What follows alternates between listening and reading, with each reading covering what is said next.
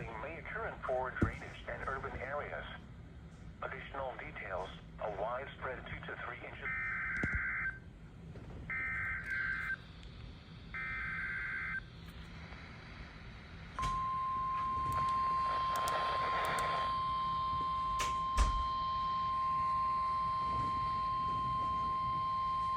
Here is high wind warning information for the following area in Massachusetts. Eastern Essex, what?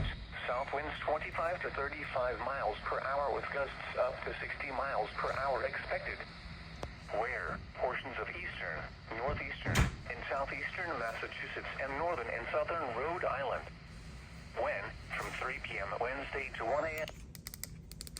Impacts. Spread power outages are expected.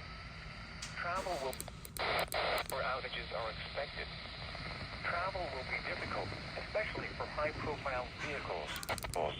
Standard time Thursday levels of your home during the windstorm and avoid windows. Watch for falling debris and tree limbs.